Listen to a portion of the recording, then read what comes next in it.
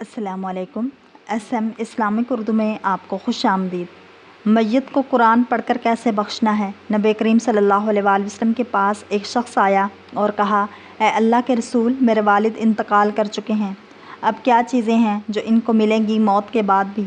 तो आप सल्लल्लाहु अलैहि वसल्लम ने फरमाया, जब इंसान मर जाता है तो सिवाय 3 चीज़ों के इसको कुछ भी नहीं मिलता। पूछा गया वो क्या हैं, तो पहली चीज़ बयान की और कहा सदका। ऐसा कोई काम जो मरने के बाद इंसानियत को या जानवरों को किसी को भी नफ़ा पहुंचा रहा हो। बाद में जैसे स्कूल बनाया, कॉलेज या मस्जिद बनाई, दवाखाना बनाए जिससे इंसान को शिफा मिले, दरख्त लगाए या कुछ भी ऐसा, तो इससे अज्र मिलेगा। दूसरा इल्म, ऐसा इल्म जिससे इंसानियत का नफ़ा हो, नफ़ा बख्श या फ़ायदा मंद इल्म, चाहे वो अरबी का हो, कुरान सिखाया, हिंदी सिखाई, उर्दू या साइंस का इल्म सिखाया जिससे इंसानियत को फ़ायदा पहुंचता रहे। ऐसी किताबें जब तक चलती रहेंगी सवाब मिलता रहेगा।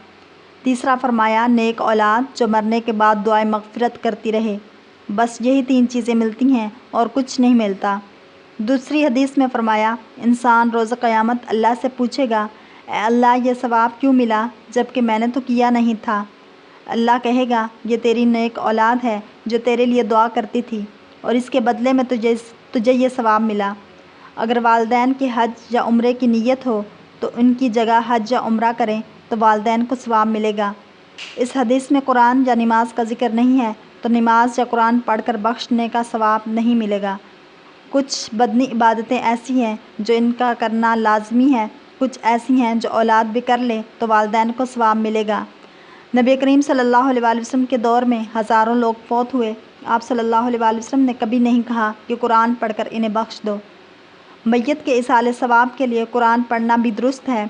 कुरान पढ़कर इसका सवाब मैयत को पहुँचाया जा सकता है। इसके अलावा दीगर अमाल मसलन सदका, खैरात, नमाज, हज, उम्रा, तवाफ़ वग़ैरह करके इसका सवाब भी मैयत को पहुँचाया जा सकता है। अगर आपको ये वीडियो पसंद आई है तो लाइक, शेयर और सब्सक्राइब करना मत भूलें ताकि ऐसी इस्लामिक वीडियोज़ आप तक पहुँच